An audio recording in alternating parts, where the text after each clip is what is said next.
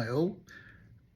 In this talk, we're going to have a few thoughts about branding and advertising, which our students will encounter with clients, and see how boards take decisions about advertising, how it relates to their business structure and their market share.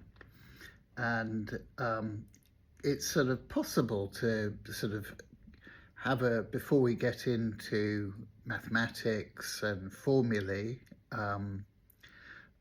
which describe what's going on, it's possible to have a sort of few boardroom thoughts. Clearly, advertising is a massive business. The amount of money spent on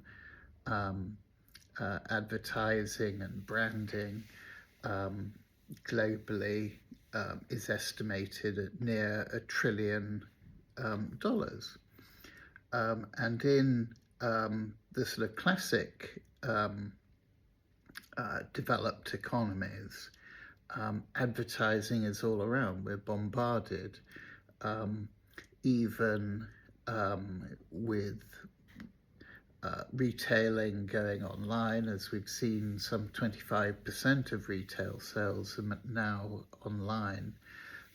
If anything, the sort of algorithm search focuses advertising spend even more on consumers, such that there is product information being given. There's an offer. Typically, you'll have your 2-for-1, discounted offer, and a format which seeks to demonstrate that the product will meet a need which you might even not have thought you had. For example, the other day I bought a tall revolving bookcase. I didn't even know I needed one, and now I've got one. I'm very glad of the advertising. It's improved. The heaps of books now look much more organized and easily accessible. From the viewpoint of the firm, one of the things that's said is that if you don't have a sign, if there's not some sign of advertising and promotion, then that's a sign of no business. It's a sign that the business really isn't, is it in terminal decline. Dare it not talk to existing and new customers on the basis that if somebody responded to the offer, they may conclude that the firm has lost its way. So that's very much in people's minds, that no advertising, no branding, that's definitely a sign of no business. And the branding, which serves to summarize information and organize and help customers decide what the characteristics of a product are. The branding can be really quite simple. It can be a leaf with a pair of initials on a label is perfectly sufficient as a brand. Beyond that, you get into, particularly online, you get into influencers. And it is puzzling. Economists find it really quite puzzling why you'd have a 30-second Super Bowl commercial costing $7 million to air and millions more to produce, but showing nothing more than a celebrity holding a soft drink with zero information, just the brand. Why would rational consumers respond to that ad, which communicates no facts? But clearly it does. And clearly it's a signal to not only to customers, but also from the viewpoint of the firm's staff, that no, this is a progressive firm, it's a go-ahead firm, and people are thinking about the product, people are thinking about them, and it helps also with staff. I mean, classically, you would say, from the viewpoint of economics, what advertising and branding is seeking to do is extend the market.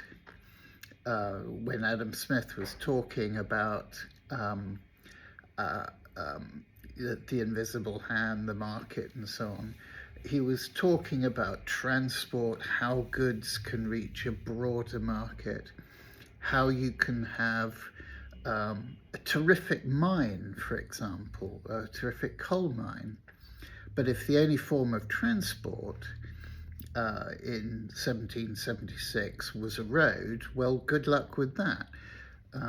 You did have huge carriages which could carry 4 tons of coal, of course.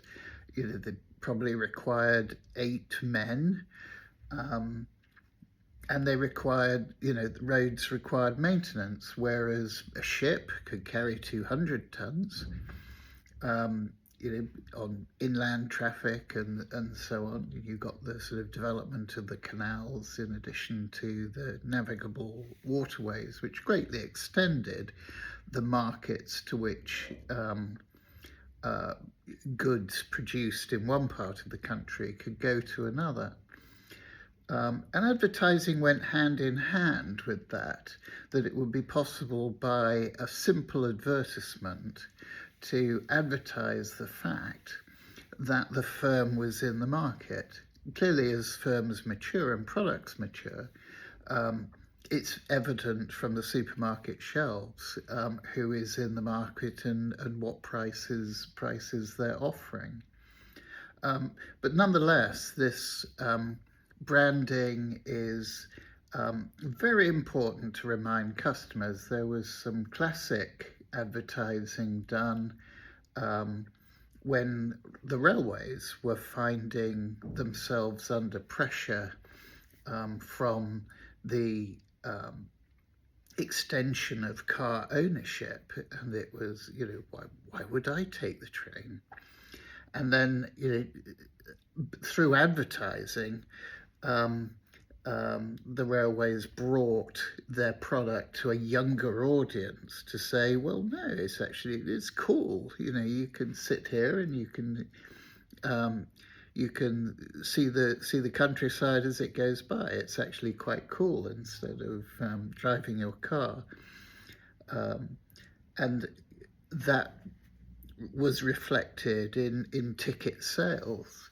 So advertising promotion, it wouldn't happen in firms if it were not part of cost and if it were not rational to do so, and if it were not part of profit maximization and extending this crucial concept of extending the market for a firm.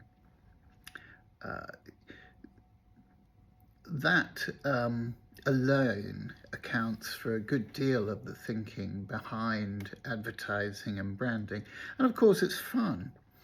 And you shouldn't overestimate that in economics, although economics is a fairly, and accounting is a fairly dry subject. The social and sort of moral side of life is there because you're dealing with human beings. So an advertisement showing a party of people having a good time, of seeing people smiling and other people smiling in return, that's very much part of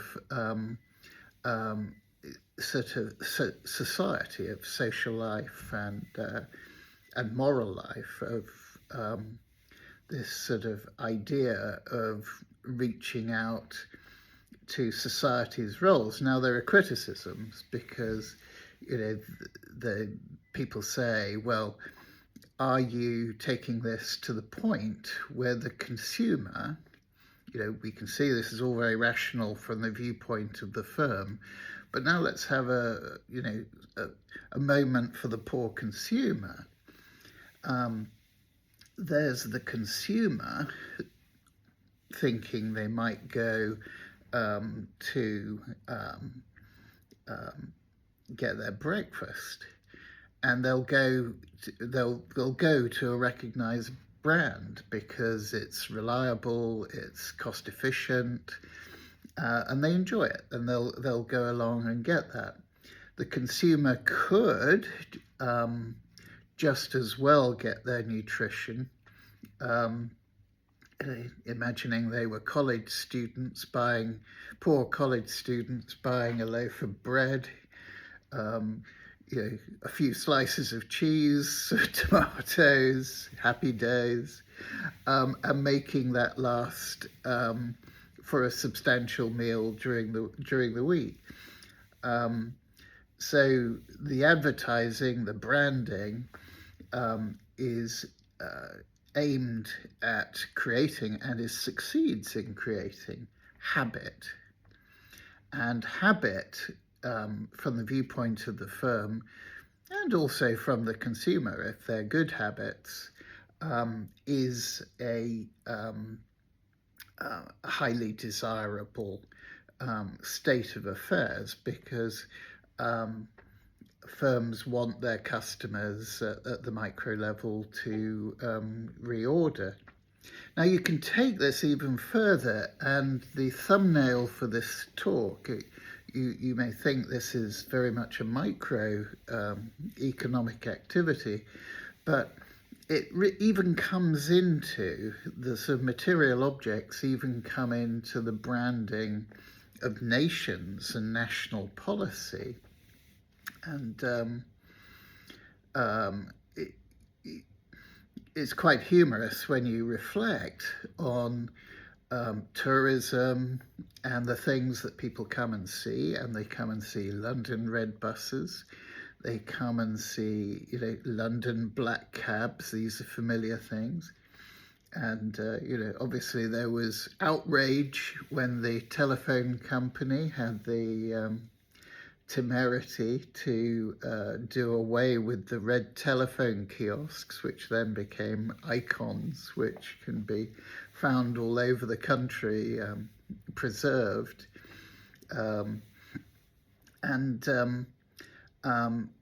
You can actually sort of have this as branding for a nation's products to encourage people abroad to buy British exports. Now, what a London red bus, a black cab, and a telephone kiosk might have to do with the manufacture of yellow diggers, or thinking back to our local economy, to red tractors, may seem rather mysterious, but it does work, because if it ticks those boxes of a sort of social, moral positive, then you will get your customer. And it's, at the end of the day, all these decisions are made by buyers. They're human like everyone else, and they're making decisions in a huge amount of in an information space, which is terrific. It's sort of, you're far closer to perfect information now. It's very hard to pull the wool over a customer's eyes. And of course, once the customer has the product, then you can't pull the wool over their eyes at all, because they can experience the quality of the product, and it's how it meets their needs directly at first hand. But again, given the social nature of this side of economics, you can have people actually looking forward to the advertising, and actually, oh, I saw your advertisement. Yeah, well done. That was terrific. And what a hot air balloon rising with the name of a company on has to do with anything is slightly mysterious, but people do respond to that. And it's a sort of confirmation, in a way, of quality, which is very helpful socially, and comes through to the bottom line.